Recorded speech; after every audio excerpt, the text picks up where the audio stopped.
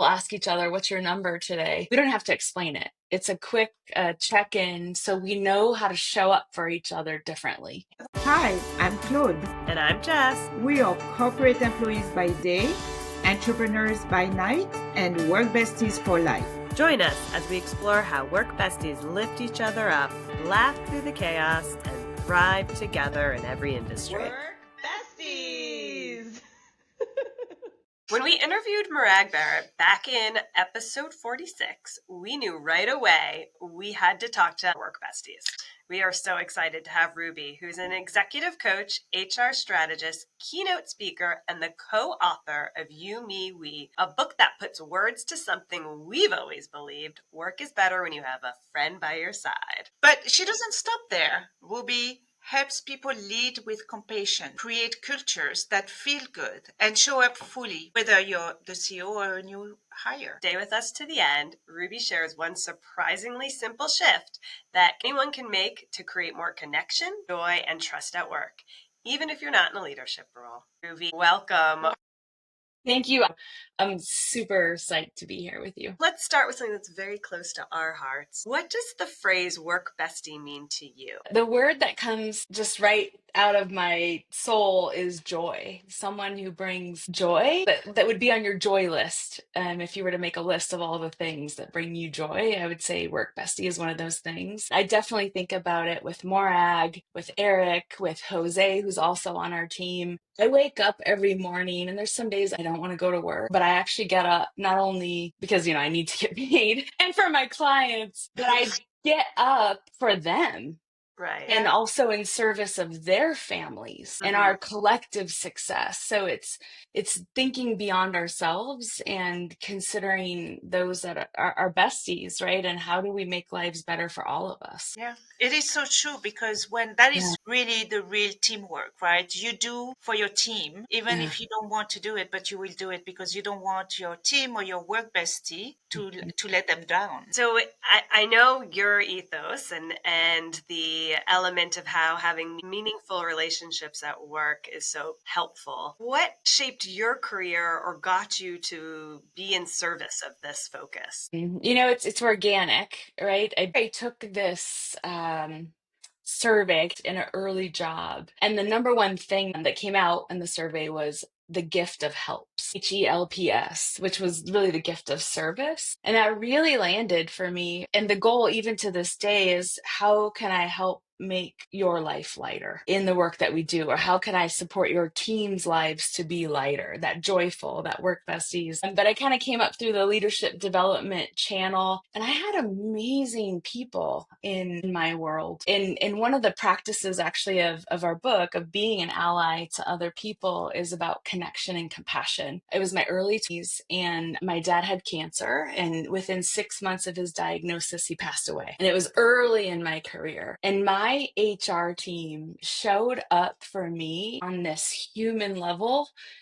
And I was still held accountable for the things I needed to get done, but I was able to really take care of my family and be in service of my dad and spend time with him and still do the work. And it just taught me a lot about how we show up for each other at work, even in those difficult times. And it got in my bones a little bit in how people feel in our presence and how they feel. Do they feel loved on? Do they feel valued? Do they feel seen? It changes the nature of what it feels like at work. That seed was planted even before that, but really cemented in my early 20s when all those people just showed up for me in such a brilliant way. In that really difficult time, it taught me a lot about what kind of leader I wanted to be. For HR even to show up that way. And I think it's a great example of what should be. And even in that story, I talk about how everyone showed up for the funeral, just showing up in life and giving people time to navigate those sacred moments that are occurring, the good stuff and the hard stuff. It changes the way it feels, and it changes relationships. And feeling the valued and seen, as you commented about. You were a part of the co-authorship of the You, Me, and We with Morag, who we love, and Eric, who we'll have to get next on this podcast. Yes, third. We got to get the trifecta for those that are not viewing that are listening. Ruby is showing the book You, Me, We that she co-authored with Eric and Morag. So what inspired the three of you to write this book together? Morag's first book, Cultivate the Power of Winning Relationships at Work. The second edition actually just came out, and she did the audio, and it's her beautiful British voice. It's amazing. So you should check that out. Her voice is so soothing too. That book is really about what are your critical goals, the things you're trying to accomplish in your personal life, at work, and who are the critical stakeholders, and what is the quality and depth of those relationships. And then it's getting to think about what actions do I want to take, or how do I want to show up to shift this relationship. We may not become allies, but how do I move them more towards an ally relationship based on my actions? So the second book it's more our collective thinking now too. Morag wrote that book, the first book, right when I joined her years ago. I was one of the readers of that early book. And then I started working for her. And we've been teaching these models, right? The cultivate models, the relationship ecosystem, and starting to bring in our own stories and our own experiences of friends at work based, and also just working with our clients. And so this book is more on how do you show up? There's 5 practices in there. How do I show up as a friend to others at work? What are those baby steps that I can take to start building stronger relationships? And we actually wrote it during COVID. So we had a little bit of that lens too, when we were more disconnected, and we were mostly remote initially, and then moving into this hybrid lane, which a lot of companies are still fully remote now and hybrid. So it has some of that nuance in it as well. And what are the 5? And there's 5 practices, and they're both kind of double-barreled. The first one is abundance and generosity. To show up as a friend at work to others, it's about sharing resources, sharing time, creating space so you can actually learn about the other person. And it's all about that generosity and abundance. And that's one of the things I always tell Maura, that's like her strongest quality. She's always been super abundant in generosity. And even in writing this book, she wanted Eric and I to bring our voices forward as well. That's just like what's written in her. And then connection and compassion is the second one. This is knowing the people around you, knowing their story beyond the work, operating in a way that people do see seen, valued, heard. And then just compassion, which is pure empathy, just being present with people. Some of those things we already talked about. The third one's courage and vulnerability. This is being trusting someone enough, or being courageous enough to ask for help. My edge is actually receiving help, trusting someone to say, I have no idea what the hell I'm doing. Will you please help me? Or I've backed myself in a corner. I'm screwed. Will you please support me in this? So there's a little bit of vulnerability of showing what's inside. So you have abundance and generosity, connection, compassion, courage and vulnerability. The fourth one is candor and debate. This is the having the hard conversations, being willing to say the thing that you're thinking, feeling safe enough to do that. You can see how they start to build, right? We have to spend time with people, feel safe and connected so that we can start to be vulnerable. And then now we can really do the work and dig in and really create, if you're thinking about in the business environment, creating a product that is beyond everyone's imaginations, right? If you had done the work on your own. But we've got to be able to talk about the hard things and have the hard conversations. And then the last one's action and accountability. So that's keeping your word. That's doing what you say you're going to do. And then when we think of the way we sort of define accountability is sort of looking up from your own life and your own work and proactively thinking about what others might need. This one reminds me of service-based leadership a little bit. So those are the 5 practices. I just love those because it's really like a relationship. Any relationship. Yeah. It's just as it's a work. It's really, I just love it. It goes from very big, and then it goes, and then you have this unit of this friendship because you put all together. I think it's great. Well, I love that you said that too, because you can also look at it, and we have the ally mindset profile. I'll share the link with that for you, and it's free for anybody. And it asks you a series of questions, and you'll get a report that shows what are your strongest scoring areas? What are those things that come more naturally? What are those things that take more energy and intentionality? Like for me, connection and compassion, I don't even have to think about it. Candor and debate, I have to really think about it. I have to build up my courage, and I have to feel safe, and it's more risky for me. So it's a beautiful model, like you said, right? Thinking about just each of the pieces and how am I showing up in this relationship and which one might I really lean into in this particular frame to make it different. Knowing the group of individuals you're working with, where you think they're at too, right? Because to your point, Yeah. you might have the concern about getting to the candor and debate, but they might not even be ready for the connection. Right. Yeah. Such a good point. So Get it. I know you guys have worked with so many different leaders and different types of companies and organization. From your perspective, what really separates out those good leaders from the great ones? There are two things that I really care deeply about that if I'm leading a team or working with someone that you'll hear me talk about it, it just comes out of my mouth. So one, deep presence. It's a phrase I think about a lot, is really being in this moment with the human in front of you, especially if you are on camera. I mean, we do it in person. I think we're better about it, but I still have been an in-person. I've led intact teams recently, high levels where everyone is doing something else on their retreat.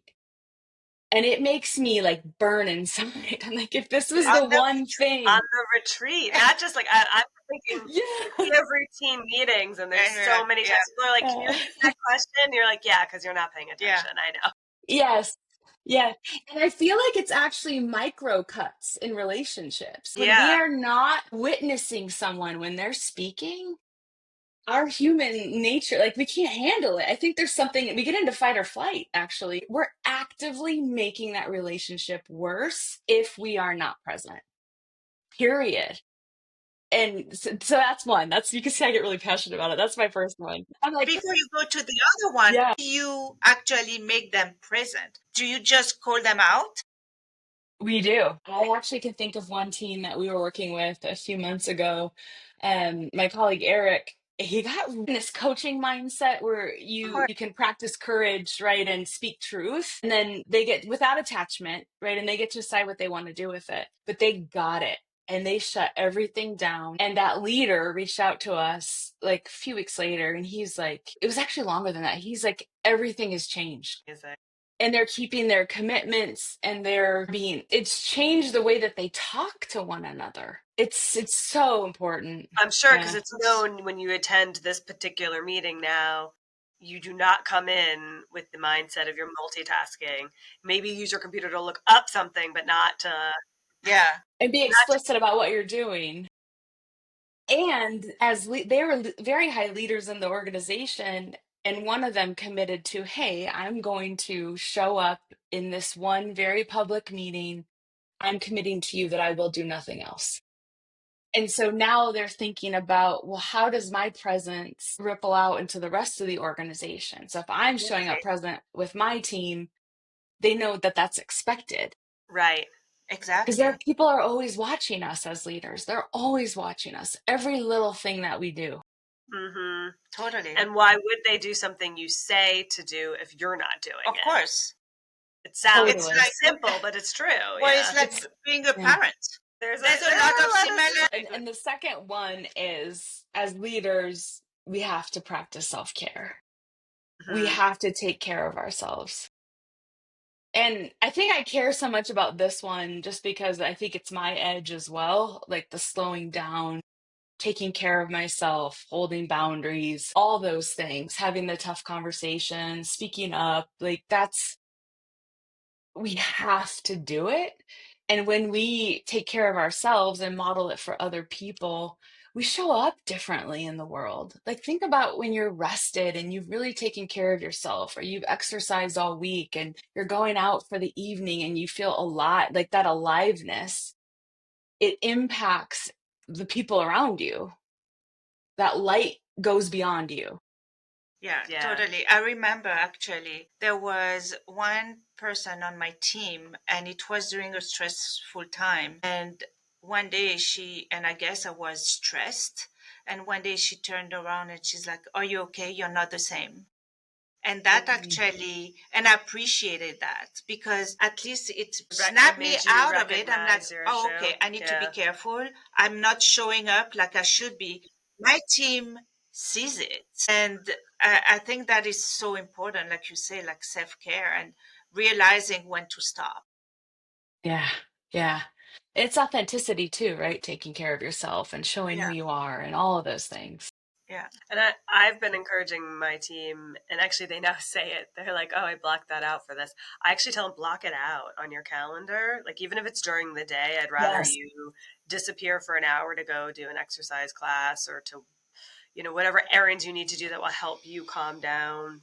If you need to go see a therapist, whatever it is, just to encourage that they do take that time for themselves. And I'm honest with them too. Like, here are the 2 nights that I'm definitely have to leave by so and so time so I can be with my daughter. And I think it helps people feel more comfortable too when you as a leader say you're doing it. So, and you practice it, Yeah. right? I mean, I have leaders who are like, don't work at night and turn off your computer, and they're sending emails at midnight or 8:30. And then the other people don't have boundaries, right? And it's going off on their phone or on their watch. And so then now Yeah. they're responding. So it's thinking about how we model it. And it's something we always say, you've probably heard this before, but and the leader brings the weather. How we walk into a room and how we feel. And people can feel it when we're faking it. They just can't. Most companies kind of use the belonging as a buzzword. How do you help companies move past that? What are some ways, if today that company isn't showcasing belonging, that you can help them infuse that in there? If you think about the model, even being an ally to others, it's abundance and generosity. I would always call that a starting place, which Okay. is making space for something other than work, right? So there's a little spaciousness in there, or to your point, Jess, the hey, if you need to go take care of yourself, like letting people know it's okay to do that, but creating space for people to be together, either virtually and deeply present together. I think is do people feel like you see them? Do people know that you care about them? Do you do little things that aren't expected to let people know you're thinking about them?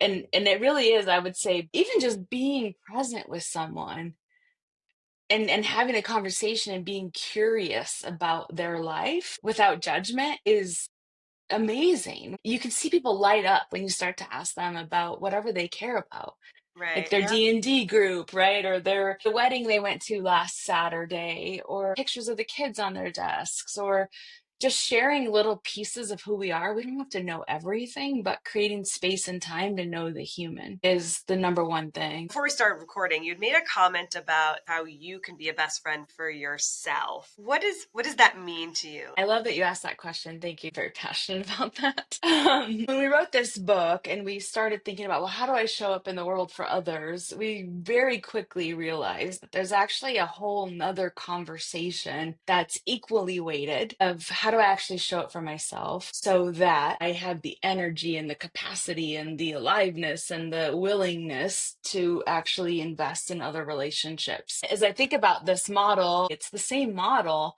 but it's focused on self-care. So the first one, abundance and generosity. Do you create space and time for yourself? Do you practice lavish self-care? Some people, my buddy Eric's never going to practice lavish self-care. I'm like, that's fine, but can you move it a centimeter over? So it starts with space and time for ourselves, which is the one thing that a lot of us cut. When we have all these things going off and on in our personal and our professional lives, it's the easiest thing to cut because we can control it. The second one's connection and compassion. It's really checking in. What am I feeling right now? How has this week been? What's working? What's not? If we just keep living our lives above the fray and we don't check in, we are probably living a life that's unintentional. We've got to create space and time to connect with, what are my values right now? What do I care about? What's most important? What needs to go? Because if we don't, we're keeping commitments that maybe aren't aligned with our values and what we care about. Maybe we're in a marriage that's not great, that we haven't dealt with for 10 years, right? If we don't take the time and connect and be compassionate with ourselves, it's hard to live the life we're longing for. The next one's courage and vulnerability. It's being willing to show a little bit of what's inside, letting the light show, let the cracks show a little bit. And the vulnerability for me is in taking risks that are based on what you care about, your values and your legacy and the life you're longing for. It's not ever easy to take big risks, but it is a little bit lighter if you know why the hell you're doing it and the stake in the ground, right? And why it's important to you versus doing something that's really scary and you don't even want to do it in the first place. And then the fourth one is candor and debate, which is kind of funny with yourself, right? It's like, why are we doing this? I don't know. You tell me. Oh, yeah, I don't know. It's sort of like, why am I doing this thing? Do I have to do this thing? Why am I making these stupid muffins for this thing that I don't really give a crap about anymore?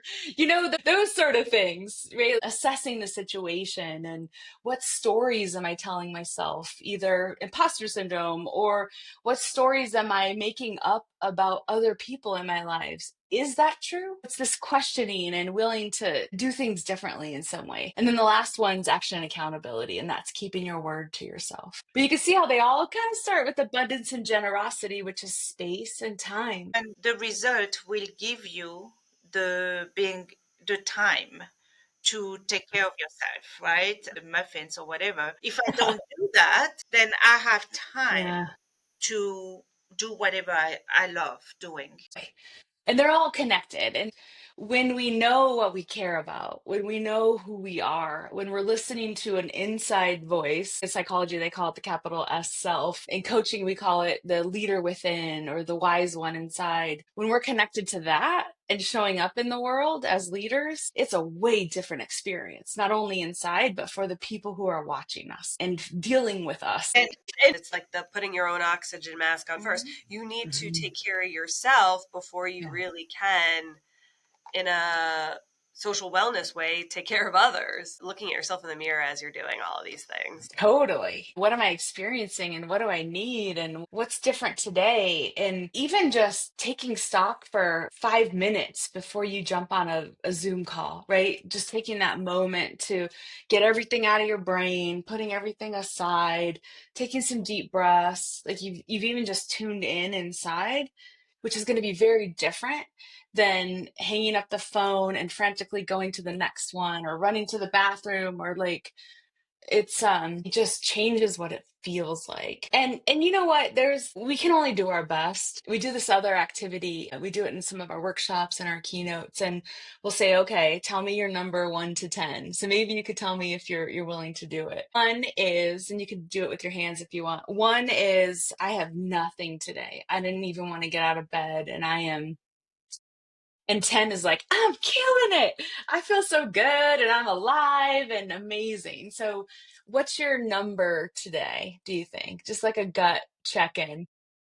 Listen, and Claude's face pretty much tells it all. I'm going to go first because I actually took the day off. I actually got to get in a long run, so it was a 10 for me today. I woke up super jazzed, and there's a TV show that my daughter loves. We did the dance routine this morning, and even she was like, wow, this is the happiest I've seen you in forever. So I would say I'm a 5 or 6. Yeah. Yeah, it was a summer Friday and I worked. I'll do it too. Vulnerability. I would say I am probably a 7 or 8. Okay. That's good. That's Yeah. good. I went to yoga and I meditated this morning, but I did these things in anticipation of spending time with you.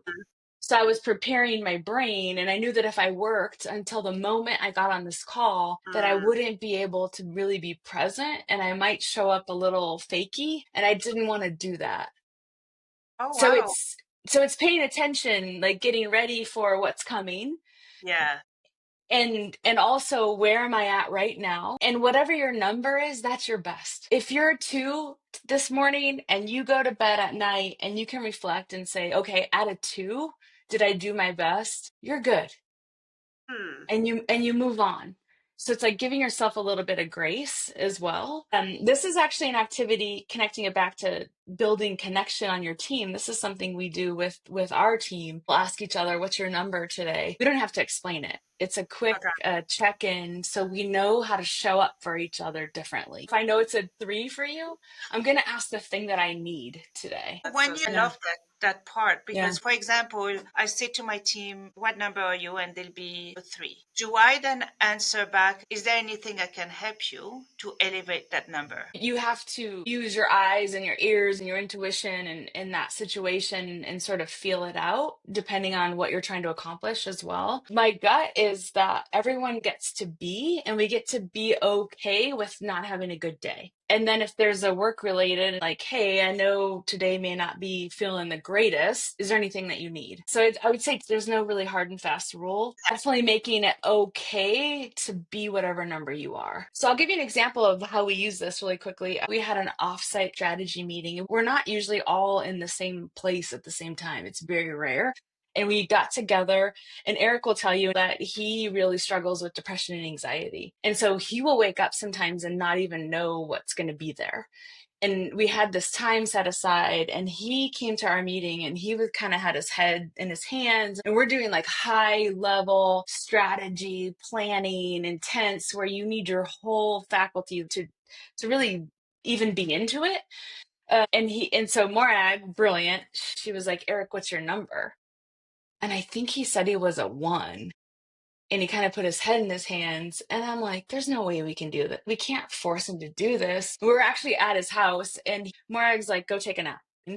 And Morag and I were able to adjust. We moved everything around and we did our work. He woke up like 45 minutes later. He was a 2 or 3, but we honored his experience. We allowed him to choose if he wanted to come back. It's a very different thing than doing things we have to do. We tell ourselves we have to do things this way all the time, and we don't. So giving people a little bit of grace in that way. It's an incredible way for a leader to actually say to someone, it's okay. And it shows this empathy that is so incredible that at the end will make everybody work for you, do even more, because they trust you. They allowed you to be a 1. Helping yourself as a work bestie for yourself. If I come in as a 1, no one's going to change me as a 1. Even if you don't have empathy for me or not, I have to be able to stand my ground and say, I cannot do it today. And I think that's also a powerful message too. This has been so lovely. I feel like we've learned so much. We have one final reflection. Please share with us one surprisingly simple shift that anyone can make to create more connection, joy, and trust at work, even if you're not in a leadership role. One of the things that is really powerful is when we reach out to someone just to check on them when we don't need something. It doesn't have to be for 10 minutes. It can be a quick Slack or a text, or to let them know that you're thinking about them outside of the work frame. It's a way to build trust. You have to be careful though, because the first time you do it, everyone's gonna be like, why are they calling me on a phone? And then self-care, when you got to turn off your phone, you've got to turn off your laptop, and you've got to really be present. Really all that others need from you is being present. Thank you, Ruby. This conversation was like exactly what we needed. It's a reminder that connection is a strategy, but not a side effect. And it's also something that has to come naturally.